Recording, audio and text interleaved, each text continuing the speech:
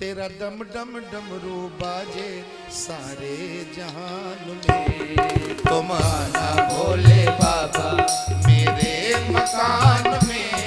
तेरा डम डम डमरू बाजे सारे जहान में। तुम आना भोले बाबा मेरे मकान में। तेरा डम डम डमरू बाजे सारे जहान में। तुम आना भोले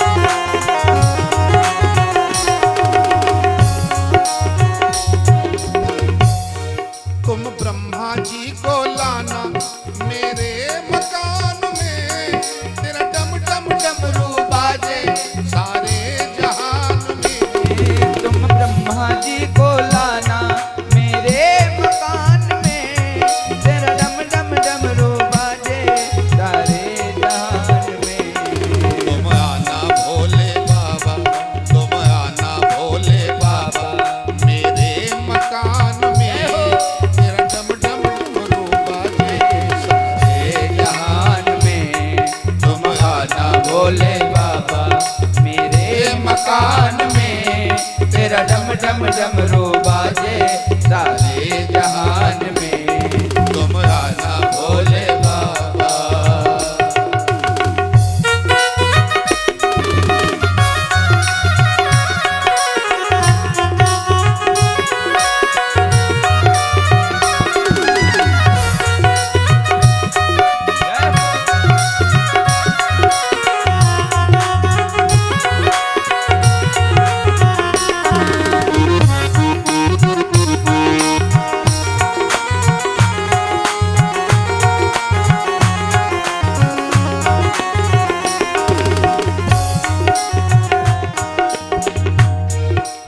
विष्णु जी को लाना मेरे मकान में।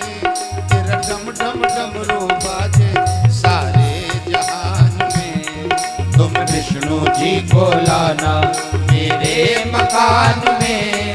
तेरा डम डम डमरू बाजे सारे जहान में। तुम आना भोले बाबा मेरे मकान में।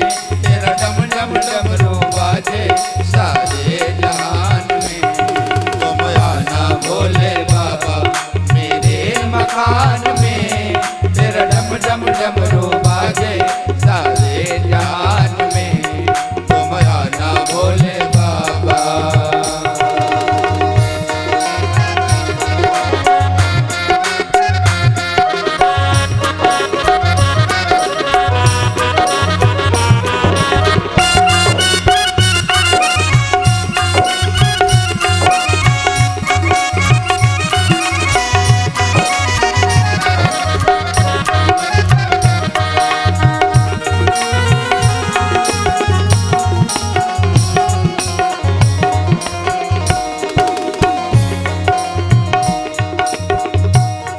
तुम राम जी को लाना मेरे मकान में। तेरा डम डम डमरू बाजे सारे जहान में।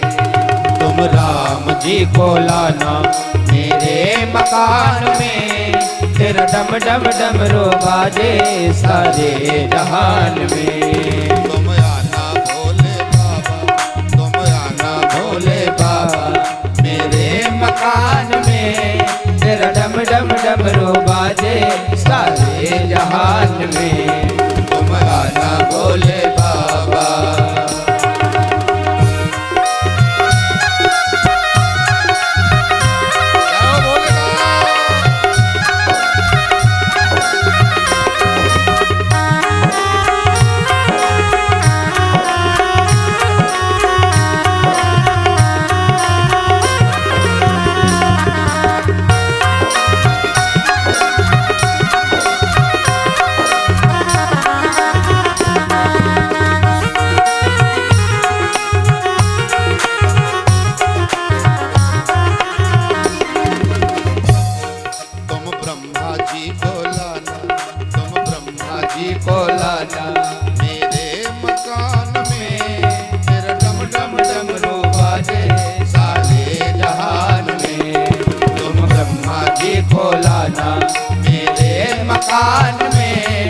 तेरा डम डम डमरू बाजे सारे जहान में।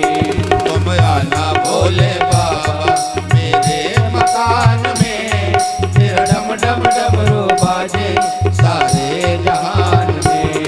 तुम आना भोले बाबा मेरे मकान में, तेरा डम डम डमरू बाजे सारे जहान में। तुम आना भोले बाबा मेरे मकान में, तेरा डम डम डमरू बाजे सारे जहान में।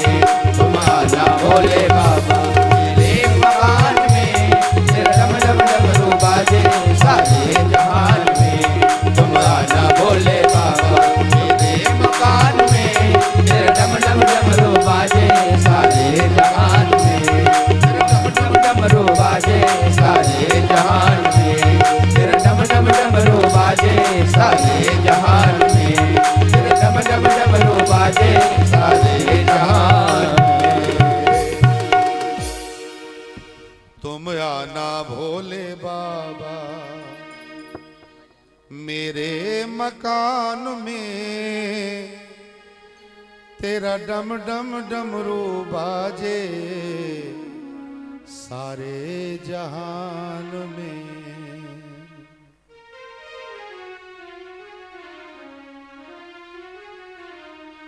भोले बाबा ने अग्निदेव को बुलाया और कहा, तुमने मेरे तेज को कहां स्थापित किया था? तो अग्निदेव ने कहा, मैंने तो सप्त ऋषियों की पत्नियों के रोमकूपों के द्वारा आपका तेज उन्हीं के गर्भ में स्थापित कर दिया था। भोले बाबा ने सप्तऋषियों की पत्नियों के पास पहुंचे। उन्होंने कहा, मैंने तो हिम शिखर पर उसे वमन कर दिया था। हिम शिखर से भोले बाबा ने पूछा तो हिम शिखर ने कहा, मैंने तो गंगा जी को समर्पित कर दिया था। गंगा जी से पूछा तो गंगा जी ने कहा, हमने तो सरकंडों के बीच छोड़ दिया था। भोले बाबा ने सरकंडों से पूछा तो उन्होंने कहा कि यहाँ पर एक बालक की उत्पत्ति हुई थी और उस बालक का जात कर्म विश्वामित्र ने किया था। और विश्वामित्र से जब पूछा गया तो विश्वामित्र ने जो है जाकर के कुमार स्वामी जिस पर्वत पर क्रौंच पर्वत पर विद्यमान थे वहीं पर लेकर के भोले बाबा को पहुंच गए। भोले बाबा ने अपने पुत्र को देखा, माता गौरा ने देखा, दौड़ करके गोदी में उठा लिया कुमार स्वामी को और नंदीश्वर गणों को संग लेकर के आए हैं। सभी बड़े आनंद के साथ में जय जयकार कर रहे हैं। स्वामी कार्तिकेय जी को पूरा वृत्तांत भोले बाबा ने समझाया। तुम मेरे पुत्र हो बेटा, ऐसा कह करके और शिव जी ने कार्तिकेय को गोदी में उठाया, माता पार्वती ने गोदी में लिया और आकर के कैलाश पर्वत पर स्थापित हो गए। कैलाश पर्वत पर महान उत्सव हो रहा है। अब सारे देवताओं की निगाह कुमार स्वामी पे है कि कब ये जो है उस तारकासुर का वध होगा। शिव जी ने क्या किया, अपने पुत्र कार्तिकेय का तिलक कर दिया और सारे ब्रह्मांड का अधिपति बनवा दिया। सारे ब्रह्मांड के जब अधिपति बने कुमार स्वामी तो एक सुंदर सिंहासन पर बिठाया, स्नान करवाया गया और कार्तिकेय जी को वैजयंती माला पहनाई, सुदर्शन चक्र प्रदान किया। वैजयंतीम स्वमालाम च तस्मै चक्रम ददौ हरि। शिव जी ने त्रिशूल व पिनाक धनुष प्रदान किया। गायत्री ने कमंडल दिया। इंद्र ने एरावत हाथी और वज्र प्रदान किया युद्ध करने के लिए। और वरुण ने वरुण पास दे दी। सूर्य ने उत्तम रथ और कवच दिया कार्तिकेय स्वामी को। यमराज पधारे हैं, यमराज ने अपना यमदंड दिया और कुबेर ने गदा दी और गरुड़ महाराज ने मयूर वाहन प्रदान किया। लीजिए महाराज, बैठ करके आप युद्ध करिए। और सारे अस्त्र शस्त्रों से शक्तियों से सुशोभित होकर के जाकर के कुमार स्वामी ने उस तारकासुर को ललकारा। दैत्यों की विशाल सेना सन्मुख आई। उस विशाल सेना में भीषण युद्ध प्रारंभ हो गया।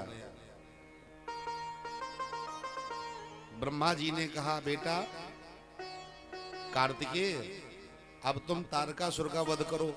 और पहचान करवाई का, देखो वो विशाल रथ पर जो चढ़ करके आ रहा है। बस तारकासुर का वध करने के लिए शक्ति को हाथ में धारण किया और कुमार स्वामी ने विशाल शक्ति से उसके ऊपर आक्रमण कर दिया। एक ही बार में शक्ति लगते हुए तारकासुर छिन्न भिन्न हो गया और छिन्न भिन्न होकर के पृथ्वी पर गिरा। बोलिए शंकर भगवान की जय हो, षडानन महाराज की जय हो। ये कीर्तयन्ति सुवसो मित भाग्ययुता नरा कुमार चरितम दिव्यम शिवलोकम प्रयन्ति ते। सारी पृथ्वी का जो संकट था वो कट गया। सारी पृथ्वी पर उत्सव मनाए जाने लगे। पूरे ब्रह्मांड में स्वामी कार्तिकेय की जय जयकार होने लगी, क्योंकि जो तारकासुर था उसी के द्वारा सारे संसार के देवी देवता परेशान थे। लोगों ने धर्म करना बंद कर दिया था, नाम जप लेना बंद कर दिया था। लोग भयभीत होते थे। जो नाम जप करता था, हवन यज्ञ करता था, उसे मृत्यु दंड दिया जाता था। आज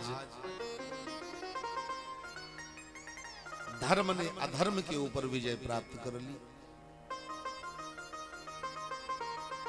माता पार्वती भोले बाबा अतिशय प्रसन्न है। प्रथम पुत्र की प्राप्ति हुई भोले बाबा को। अब देखो श्री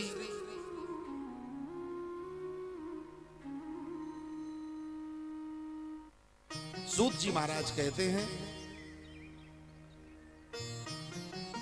एक बार की बात, माता पार्वती अपने स्नानागार में स्नान कर रही थी और अपनी सखियों के साथ स्नान कर रही हैं।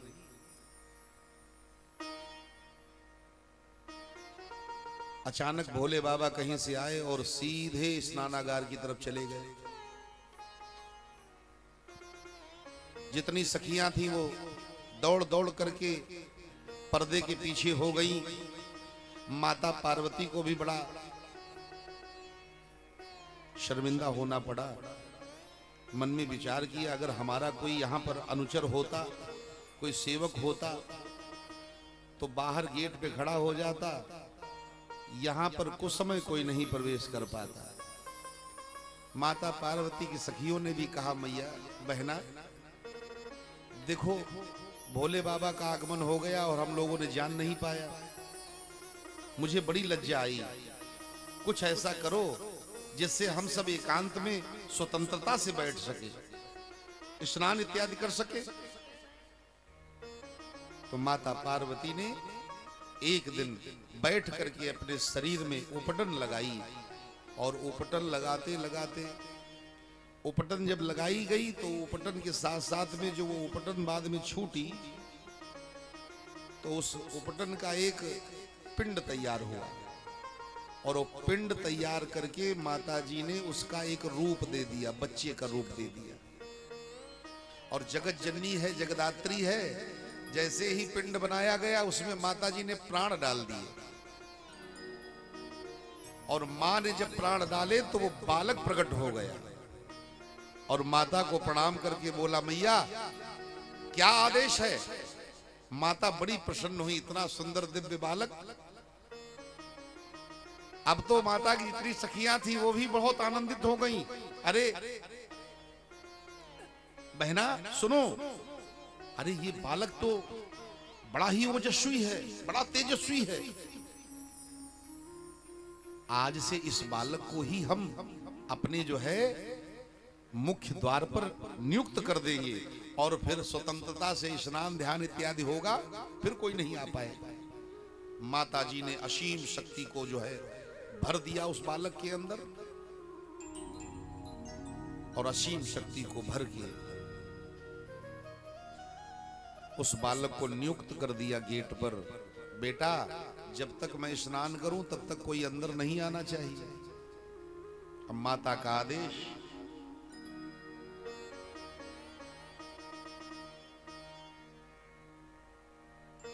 उस बालक का नाम गणेश रखा माने। अब गणेश खड़े हैं मुख्य गेट पर।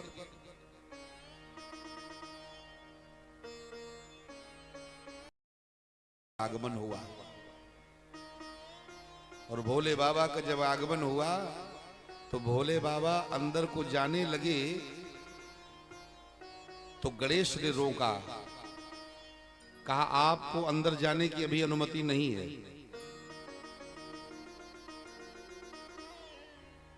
भोले बाबा ने कहा मैं जा सकता हूं अंदर, तुम्हें पता नहीं मैं कौन हूं? गणेश ने कहा आप कोई भी हो, आपको अंदर नहीं जाना है, मेरी माता का आदेश है। भोले बाबा ने फिर से उसको हटाने का प्रयास किया, हमें अंदर जाना है, किंतु गणेश ने कहा अगर आप जाएंगे अंदर तो हमसे युद्ध करिए, और युद्ध में अगर हरा दीजिए तो आप अंदर जा सकते हैं। भोले बाबा हंसने लगे, अरे तू इतना छोटा दुधमुहा बालक है और मैं तुझसे युद्ध करूं? अरे मुझे अंदर जाने दे, मुझे कुछ कार्य है, मेरी माँ का आदेश है, कोई नहीं अंदर जाना चाहिए। अरे कहा तेरी माँ कौन है? कहा मेरी माँ पार्वती है। तो भोले बाबा ने कहा तेरी माँ पार्वती है तो मैं तेरा पिता स्वरूप हूं, मुझे अंदर जाने दे। कहा नहीं, मेरी माँ ने कहा है अंदर किसी को नहीं जाना है। और जैसे ही भोले बाबा ने हट कर दी तो उसने आओ देखा न ताओ, गणेश के हाथ में गदा है और उस गदा का प्रहार कर दिया भोले बाबा के ऊपर। और जैसे ही गदा का प्रहार किया तो भोले बाबा कुछ दूर जाकर के रुके। भोले बाबा ने मन में सोचा ये बड़ा ही उद्दंड है। भोले बाबा ने अपने गणों से कहा कि मुझे इसके ऊपर बड़ी दया आ रही है, तुम लोग इसे हटाइए। अब भोले बाबा के गणों ने युद्ध करना शुरू कर दिया। अब गणेश के आगे किसी की दाल नहीं गली, गणेश ने सारे गणों को मार करके भगा दिया। और सारे गणों को जब मार करके भगाया तो भोले बाबा ने कहा जरा पता लगाओ ये उद्दंड बालक है कौन? तो एक दूत ने आकर के कहा महाराज, माता पार्वती ने इसे अपनी माया से तैयार किया है, प्रकट किया है। और ये वार्ता हो ही रही थी तब तक गणेश जी ने फिर वार कर दिया भोले बाबा के ऊपर। भोले बाबा ने कहा अब हमें इसका वध ही करना होगा। और ऐसा कहकर के भोले बाबा ने अपने त्रिशूल को उठाया और उठा करके त्रिशूल वार कर दिया। और जैसे ही त्रिशूल मारा गणेश का सर कट के नीचे गिरा। बोलो शंकर भगवान की जय हो। और जैसे ही गणेश जी का सर कटा, अब तो जैसे ही माता पार्वती को खबर मिली, हाहाकार करती हुई माँ चिल्लाती हुई रोती हुई आई, अपने बच्चे के उस धड़ के ऊपर विलाप करने लगी।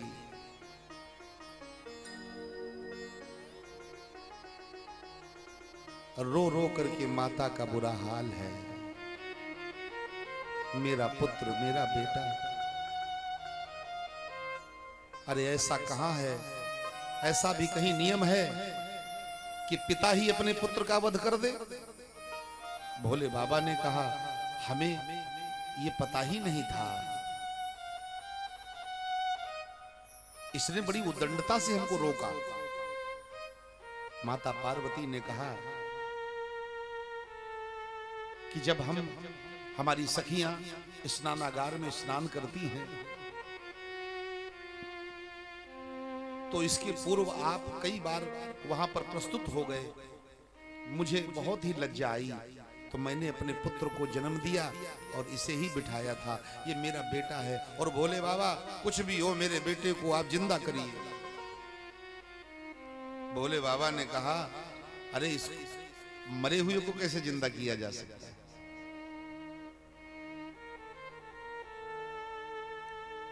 माता ने कहा, अगर आपने मेरे बेटे को जीवित नहीं किया तो फिर संसार में कोई जीवित नहीं रहेगा। इस संसार में प्रलय आएगी, सारी सृष्टि का मैं खंडन कर दूंगी मैं।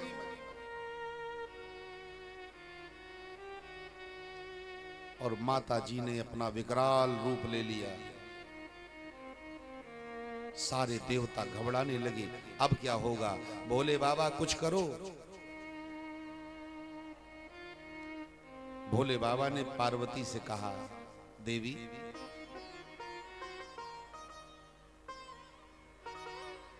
तुम इतना परेशान मत हो, मैं प्रयास कर रहा हूं। और ऐसा कहकर के भोले बाबा ने प्रयोजन सिद्ध किया और अपने गणों को बुलाया, जाओ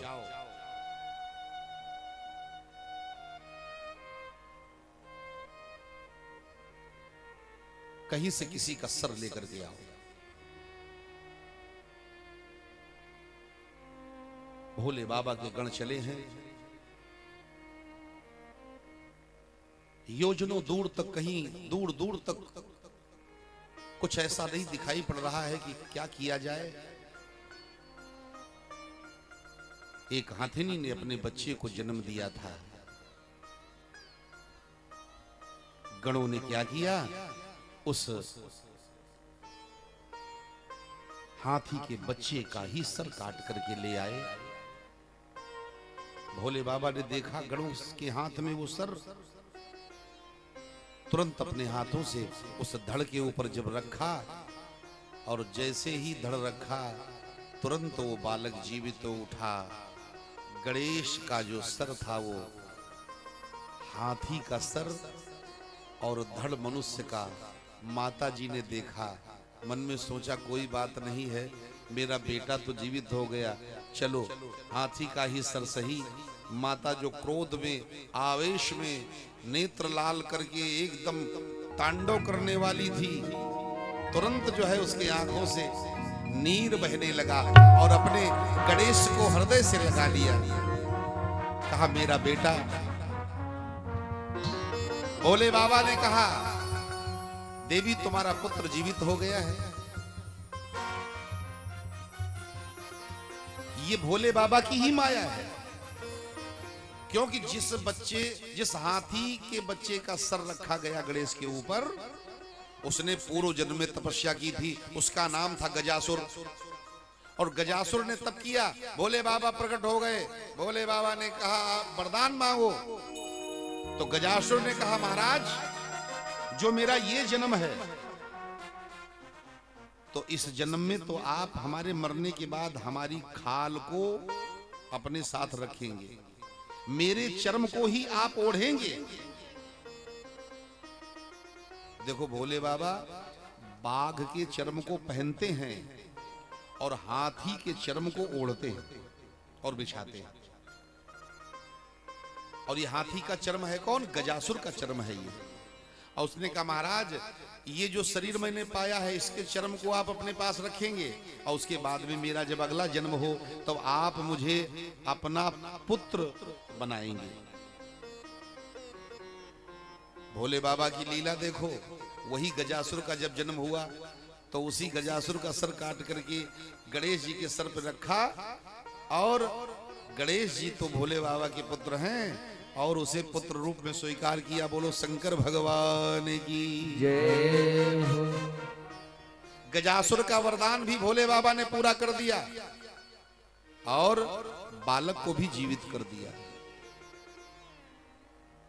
श्री सूत जी महाराज कहते हैं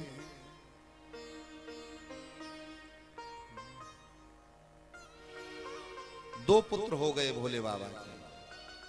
एक कुमार स्वामी षडानंद और दूसरे गणेश। बालक जब बड़े बड़े हुए तो माता पिता को चिंता हुई कि इनका शादी विवाह होना चाहिए। अचानक एक दिन देवता सब इकट्ठा हुए,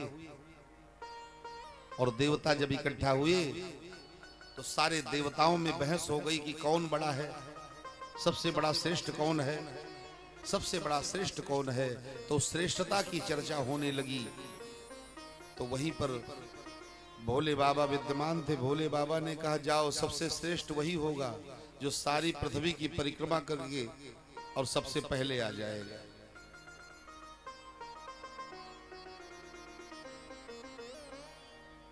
अब सभी तो अपने अपने वाहनों से तैयार हो गए पृथ्वी की परिक्रमा करने के लिए, किंतु अब गणेश जी तो बेचारे चूहे पर चलने वाले। अब चूहा कितनी जल्दी चल सकता है? देखो, एक बात आप समझ लेना, गणेश जी चूहे पर बैठ करके हमें कुछ संकेत करते हैं।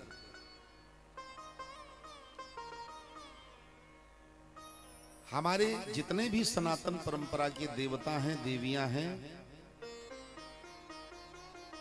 किसी का वाहन कुछ है, किसी का वाहन कुछ है, किसी के हाथ में खड्ग है, किसी के हाथ में तलवार है, किसी के हाथ में त्रिशूल है। तो इसका मतलब ये मत समझो कि इसका कोई हमें संकेत नहीं मिलता है, इसकी कोई हमें शिक्षा नहीं मिलती है। गणेश जी ने चूहे पर बैठ करके बताया कि कर्मठ बनो, परिश्रमी बनो।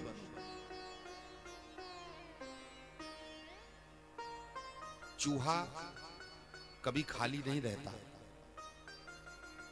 आप चाहे रात में 1 बजे उठो, चाहे 2 बजे उठो, चाहे 12 बजे उठो, चूहे को देखो तो कितना बिजी तुमको मिलेगा वो। हाँ, कभी खाली नहीं बैठता है। अब अपना काम करता है, जो भी है उसका काम, लेकिन अब क्या करता है ये तो जब अलमारी खोलोगे तभी पता चलेगा। लेकिन ये जरूर है कि वो अपने काम में कभी पीछे नहीं रहता, कुछ न कुछ करता रहता है।